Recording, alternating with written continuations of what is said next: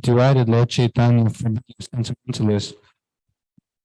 Sometimes philosophers criticize the devotees because they think that most of the devotees are in the darkness of ignorance, philosophically naive sentimentalists.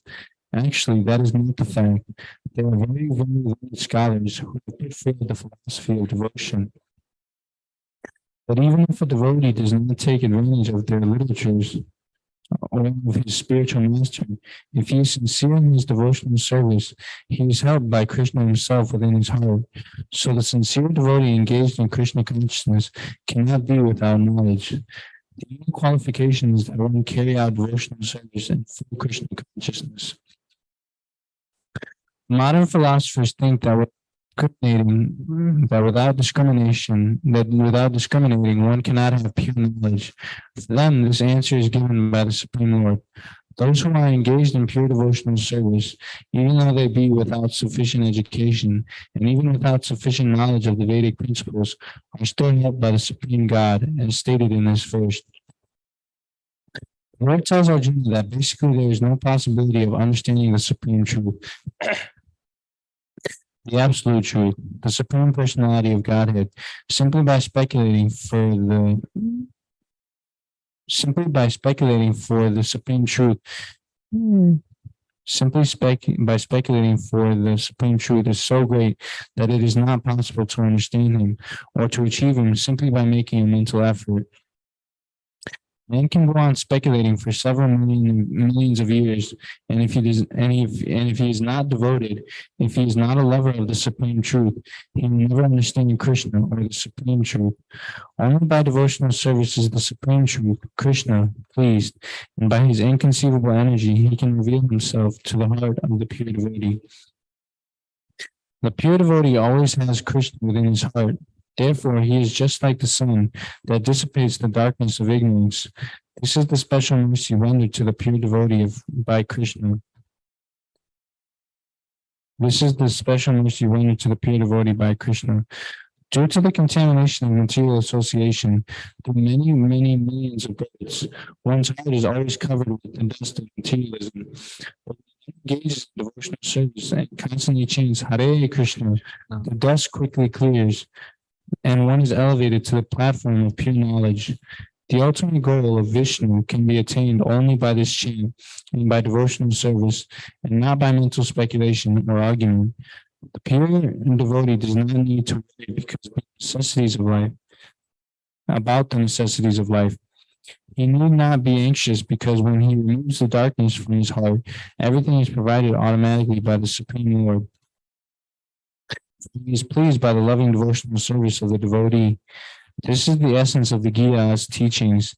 By studying Bhagavad-gita, one can become a completely surrendered soul to the Supreme Lord and engage himself in pure devotional service. As the Lord takes charge, one becomes completely free from all kinds of materialistic endeavors.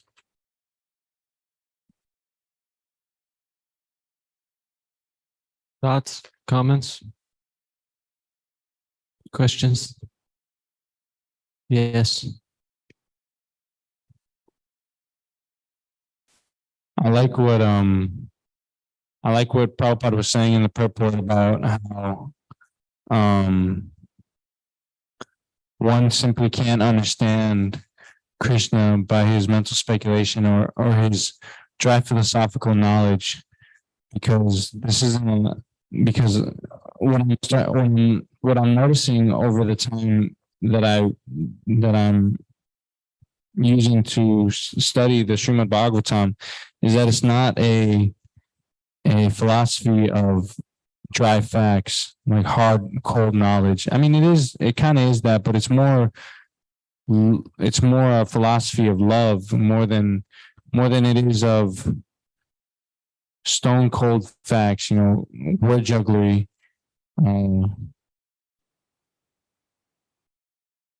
And mental speculation. So I think that. So I like what Prabhupada was saying about that. Yeah, it's really nice. And the best way from what I was reading today, one of the best ways to incorporate this philosophy of love is to tolerate the pains and pleasures of devotional service. So whether that's the anxiety that comes with devotional service, or whether that's other people outside of the temple who don't appreciate the philosophy or the books. It's the whole idea of it is to tolerate so that we can be elevated to the spiritual platform. And that's what we want. We want to be elevated to that platform. For me personally, because I've been struggling with this because I have a problem with authority. But for me personally, it's been struggling to accept authority and realize that they're on my side and not against me. So this is a realization that I've been having. And it says in the Chaitanya, in the teaching of Lord Chaitanya that I can't remember the exact wording, but the essence was that living in the association of devotees can actually cultivate knowledge. So,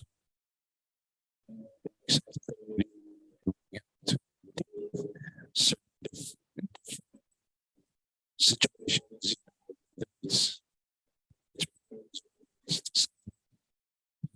It's really it's a balance to try and incorporate Prabhupada's teachings. Would you like me to keep going, or are you done? So, yeah, there's what's it called? And the best way to live with devotees is by realizing that we affect ourselves and realizing we do commit offenses. We got around to. There's so many different ways one situation can be taken, that it could either be taken nicely, like you said, oh, I like your shirt. Let's, like we say that in to people on the street, like, oh, I like your shirt. They can either take it like, oh, thanks, or they can be like, are you making fun of me? So there's a variety of ways that these things that we do on a day-to-day basis can be taken, because we're all individuals and we all have our own mind, we have our own intelligence, and we have our own we have the soul sitting inside of us as well. So learning that, so realizing that we need to always apologize for the offenses that we've committed is really important, because Prabhupada was saying it was in Jalaparta pastime, because King Rahugana was had just chastised Jalaparta, and now Jalaparta is coming back at King Rahugana, and he's chastising him. So in the purport, in the sequence of events that leads to that purport, basically what happens is King Rahugana is apologizing to Jalaparta because he realizes that he's committed the greatest offense. He even says, I'm not afraid of Lord Shiva's trident. I'm not afraid of stones, thunder, lightning, Indra's lightning bolt. I'm not afraid of any of these things. But what I am afraid of is committing an offense to a devotee. So he goes, King Rahugana says that, so he's apologizing for committing this offense towards the devotee. And Prabhupada says that the best way to rectify an offense is to apologize or ask for forgiveness. I don't know if he said beg or ask for forgiveness from that devotee, because in that purport he said that Krishna is very simple. So when we're able to simply just give up our attachment to our false ego in that moment, it doesn't have to be through our whole life, but in one moment it could change. In one moment we could we can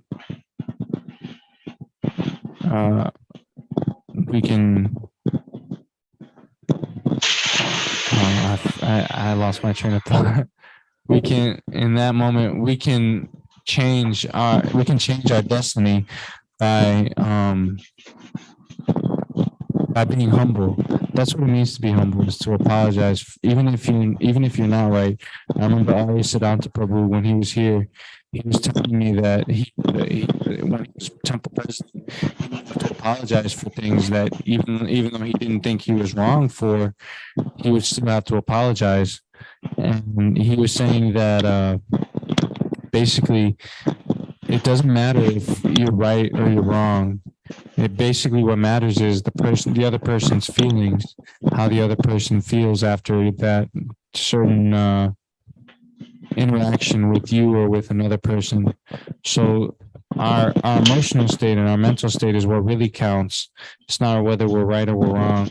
So I'm coming to this realization, and I've been doing this more, because it's really easy to offend, but it's also, but if you do offend, it makes it really hard. So I've been trying to do this because it's been really helpful. If you want to keep shy. Thank you.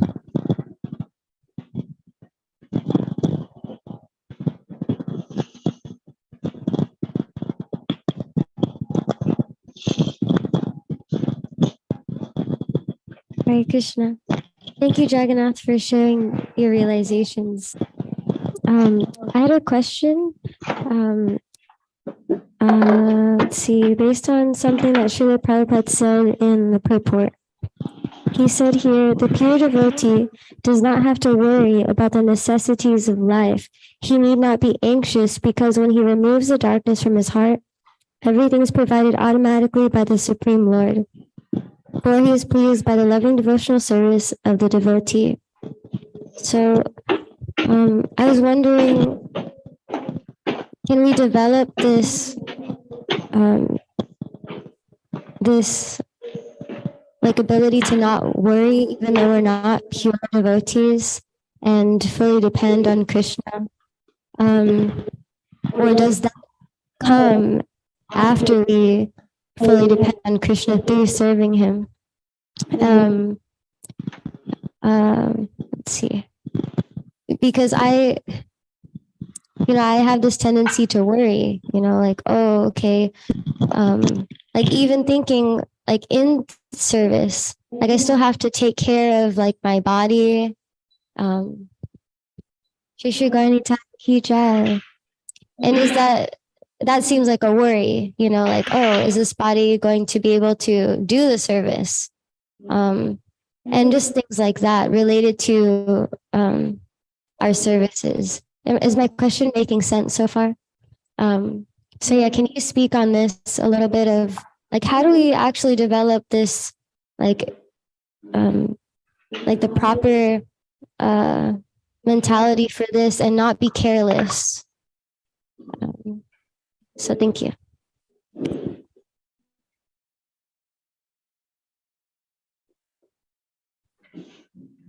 So this purport is significant because it's coming at the end of the Chatur Shloki. So Krishna, he describes his supreme position. He describes what happens when people realize that they engage in full devotion with all their hearts. Then he describes of the activities of those who are engaged in that service with all their hearts. They're always thinking of Krishna, surrender to Krishna, and they derive great satisfaction and bliss discussing Krishna Katha. And then the last two texts, I'll just read them real quick. To those who are constantly devoted and worship me with love, I give the understanding by which they can come to me. Out of compassion for them, I, dwelling in their hearts, destroy with the shining lamp of knowledge the darkness born of ignorance. So this is how Krishna reciprocates with the pure devotee. You know, and we may not be a pure devotee per se, but we can take up the path of pure devotional service as laid out by our acharyas. And we should understand the only problem, the source of all of our problems is solely that we don't depend on Krishna. You know, and we want to control and manipulate our environment. But we can't do that. You know, we're Ishvara, so we have a little bit of control. We have a little bit of control, but we try to exert that control into total control to perfect our environment around us so we can be at ease, that we can be happy, you know, that we can be free of pain. But Krishna says this material world, dukkhalayam shashvatam, it's temporary, it's filled with mysteries. You know, and you can see that. You know, I was thinking about it today that, you know, you go and tell people on the streets this point that the world's temporary and filled with miseries, you know, and they say, no, it's not so bad, it's great, you know. It's because that's all that they know, is that they have to accept this. So then we have to make the best of it. But the devotee sees that, okay, it actually is miserable.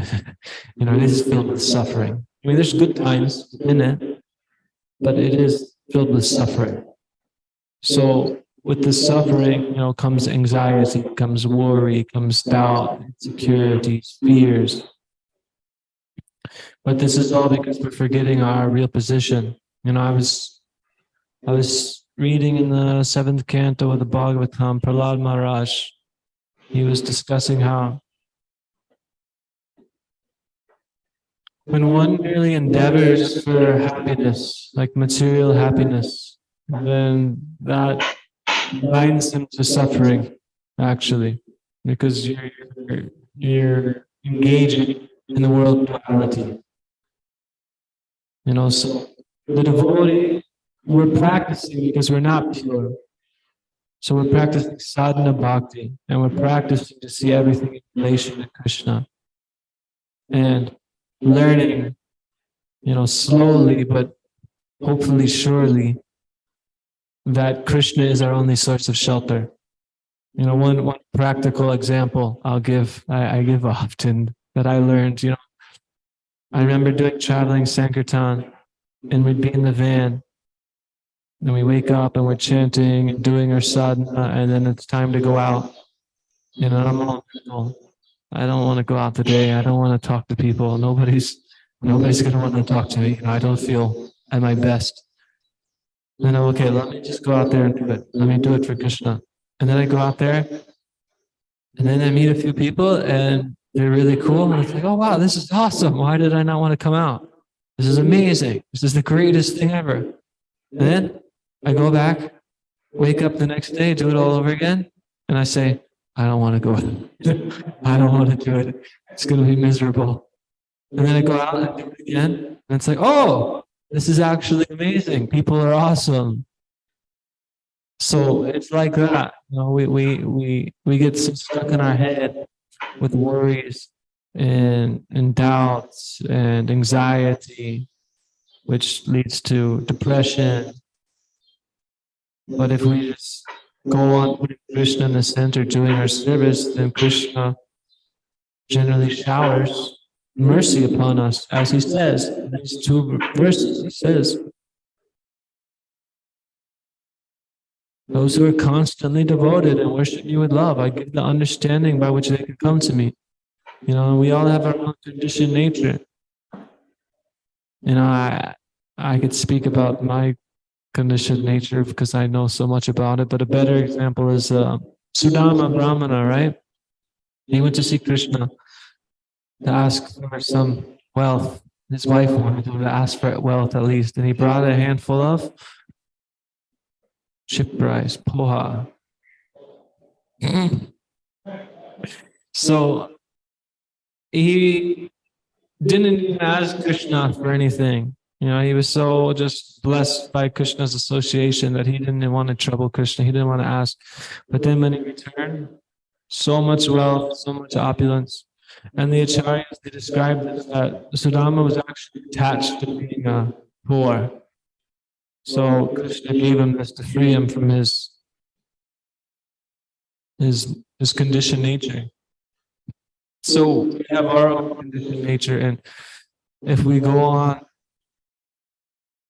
serving Krishna with love, you know, and the reason why this particular section of the Bhagavad-gita is being spoken, you know, we could see at the end of chapter 9, text 34, where Krishna says, Manmana bhavabad magpakto madhyajimam namaskuru mami vaishyasvayvam atmanam mat parayana. Engage your mind thinking of me, offer your obeisances and worship me, being completely absorbed in me. Surely you will come to me. So as long as we engage our minds in thinking in Krishna, giving our activities to Krishna, going on to their service for Krishna, then Krishna will free us from our conditioned nature. But, you know, it's his prerogative of how to do it. He knows what we need, like an expert surgeon. So he might arrange us to be in situations that prompt us to really come face to face with our anxiety, our over worry, our nature to control, manipulate things, or to gossip, or to make offenses, fault find, you know, to overeat, you know, all these things. You know, before devotional service, or rather, you could say everybody in the material world is facing these same problems. Everybody's facing fear, loss, anger, envy, greed, doubt, insecurity, so many insecurities. But they take shelter of something, whether it be relationships, watching TV, movies, eating junk food, you know, intoxication, shopping, splurging. So we're always taking shelter of these different aspects, but as a devotee, we're learning to take shelter of Krishna, and Krishna will reveal these things to us. So we have to go on taking shelter of Krishna and, you know, learn to depend on Krishna. Prabhu, you had something?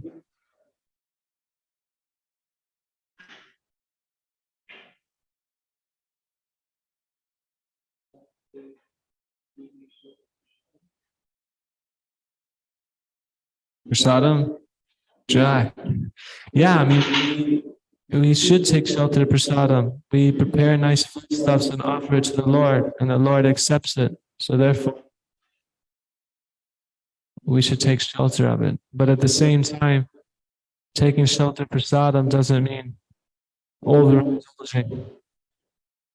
We should take what we need to keep our body fit, our mind sharp, to engage in service. And if I eat too much and then I feel lethargic, my stomach's messed up, digesting for like 6 hours, and I can't focus, I can't read, I feel miserable. Waking up the next day, I'm chanting japa, and you know, all I'm thinking is, I want to sleep. Then, yeah, this isn't so beneficial. And we should accept whatever's favorable for serving Krishna and reject whatever's unfavorable. Everything should be there to support this principle. But we should definitely take shelter of prasadam. I mean, practically speaking, what other sense gratification are we allowed? So the Lord so mercifully arranges the situation so we can offer very nice, opulent, tasty foodstuffs to Him so we can relish and enjoy.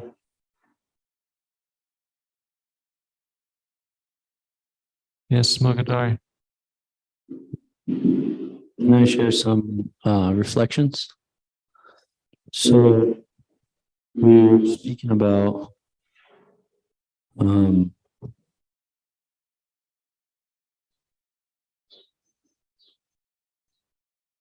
this point about developing dependence. Is it possible to develop this real dependence before we attain pure devotion?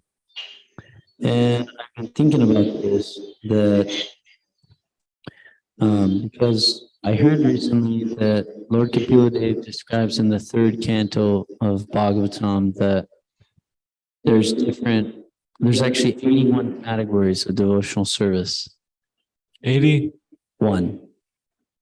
81. The math is 3 modes of material nature, 9 types Yeah. of devotional service. And Acharyas explain, or Lord Kapila Dev explains, in each mode of nature, there's actually 3 motivations, which are higher or lower motivations within each mode. So that's how the math works out. And so the point that I was thinking about was that we are being called by our acharyas to perform our service in the way which is most pleasing to Krishna. And Krishna tells us what that is. He says, don't be attached. I'll do it. Be my instrument. Right? So why are we performing devotional service? Essentially to please Krishna. And we're not there yet, but we have to hear that that's where we should be. And we have to be introspective to know and to analyze according to the intelligence Krishna gives us, according to our surrender, like he's describing in this verse. He'll show us, hey, you're doing your chanting now, you're doing the kirtana, but the motivation is to get some opulences. Okay, that's in the second or this certain bracket of the mode of passion. So you're performing devotional service, which is absolute, but Krishna describes that he wants us to work towards doing it in the mode of goodness. Basically, there's in the chapter 12, he says all those qualities of the pure devotee that he really likes. And that's like a template. It's like, it's not that we don't keep serving no matter what, but we also have to know the goal and to know where the like the bumper bars are. We upgrade our intelligence with these bumper bars, and we can go nicely to,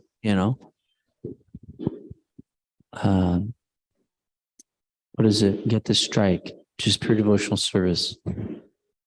So without properly hearing what Krishna wants us to do, how he wants us to serve him, then there's hardly a question of being able to do it. But he's so merciful. And as he's mentioning in this verse himself, that if we have that desire to do it as he likes us to do it, he'll help us. So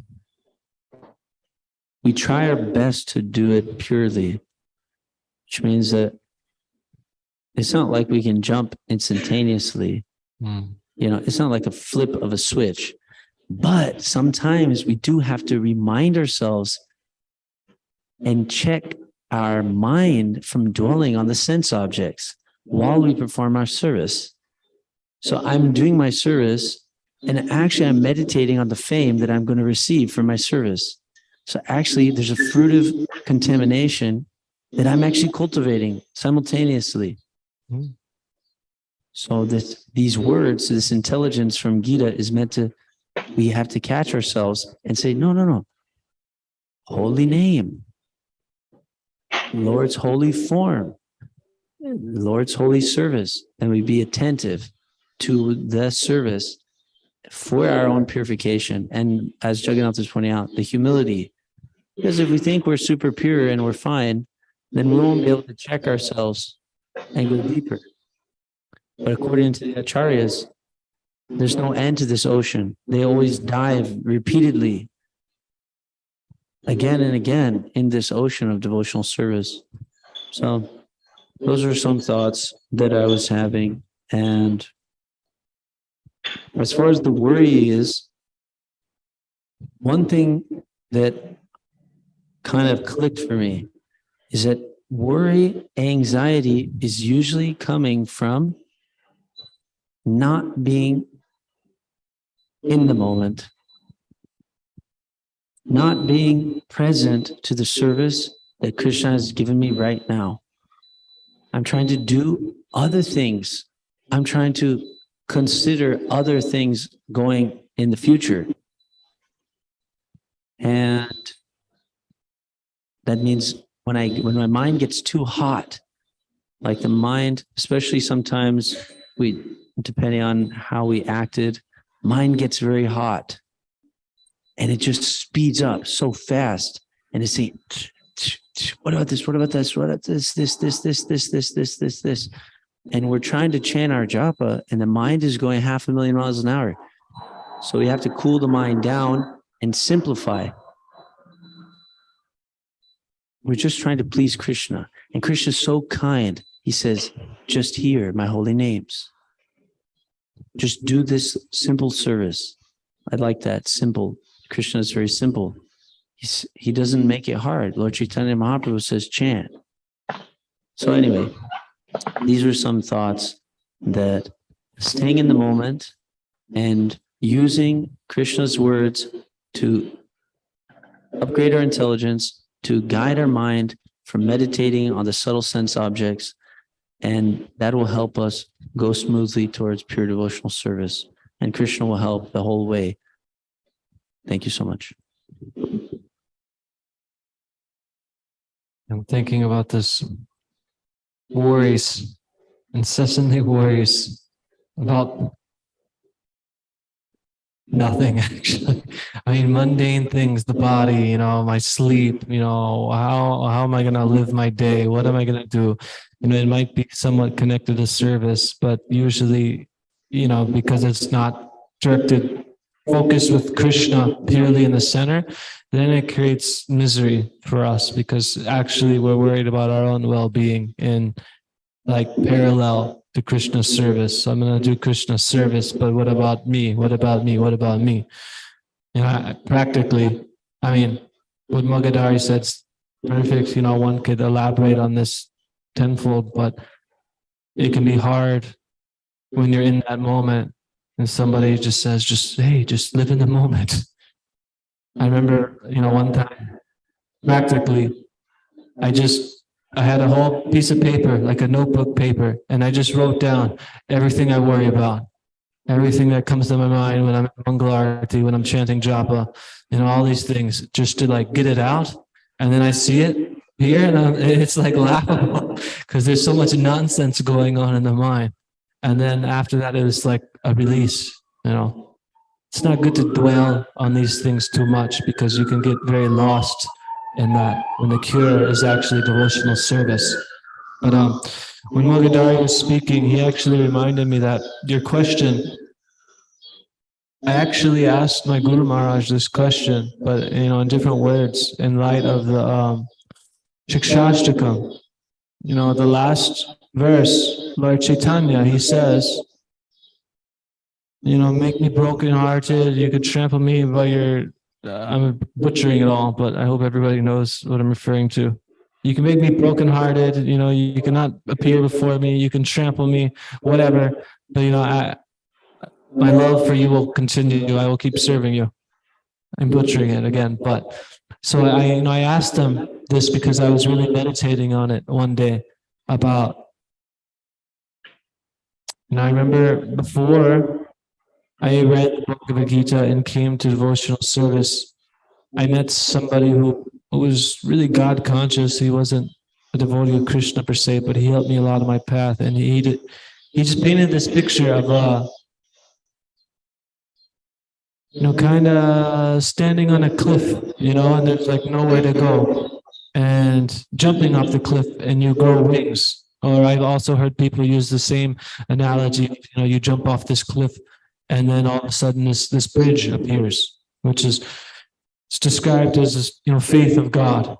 Like it's something that's there, like nobody has it around. You can't really see it, but it's something you have to go for yourself. And when you go for it, Krishna reciprocates with you.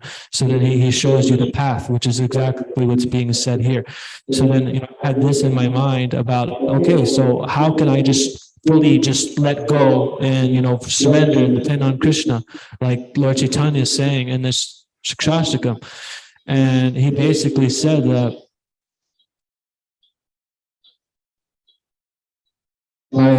I'm like taking everything he said and distilling it to like the essence is that you have full faith in the process. And that's fully dependent on Krishna, is that if you have full faith, full fixed one-pointed attention, that this is the right process, this is legit, I'm going to go on with serving no matter what happens. And yeah, then you're already at that platform, essentially. But because we don't have full faith, or, we have anarthas, things that are blocking us from that full one-pointed commitment, then all these incongruities arise. And then there's a clash. And Krishna is the supreme harmonizer. Whatever comes in contact with Krishna will become harmonized or purified. So we're approaching it from a conditioned place, a conditioned position, and Krishna will purify us. But it's not like Maya is holding on to us, saying, "No, don't go to Krishna." We're holding on to Maya. So that's the thing. Krishna's like, "Let go of Maya and come to me. Life will be blissful." But we're like, "I'll trust you a little bit, but I still have to control this, and I have to worry about this, and I have to fix this." So that's the philosophical side, but we do have bodies. We do need to be balanced in eating and sleeping and environmental factors. If there's a hurricane outside, are we just going to sit outside and be like, okay, Krishna's going to protect me, I'm waiting for him to come with the umbrella? So we have to be practical as well. Although there's a story of one of the 6 Goswamis, I forget which one, but he was chanting his japa, doing his bhajan at Radhakund, and the sun is shining so hot and sunny, and then he's so absorbed in chanting the holy name, he's oblivious to what's going around, that he's baking in the sun, that Srimati Radharani came and she was holding her sari over him, protecting him from the sun. And then, the other 6 Goswamis came up and was like, "Prabhu, we're supposed to serve the divine couple. They're not supposed to be serving us." So then they built him a bhajan kutir so he could be out of the sun, so he could serve Radha Krishna without them worrying to serve him. As we can only follow in these footsteps. We can't come to that platform. So, I'm sorry I didn't really talk so much about the shlokas, but I'll just say real briefly, like I mentioned, in the last chapter, Krishna ends by saying, just give everything to me, just think of me, worship me. So then Krishna, he describes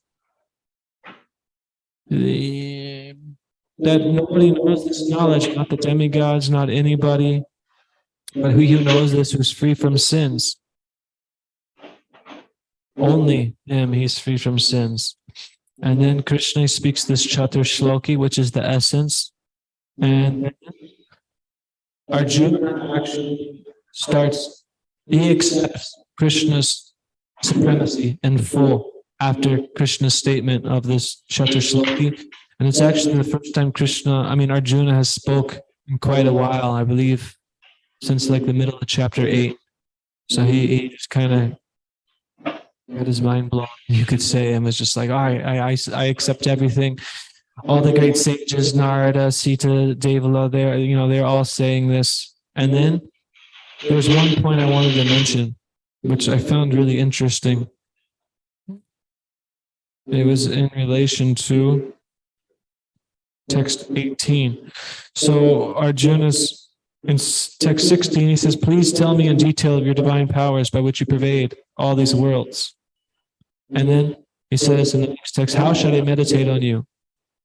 So, Krishna is saying, just engage your mind in me, think of me. So he's saying, please tell me, and then how do I meditate on you? What should I think of when I think of you?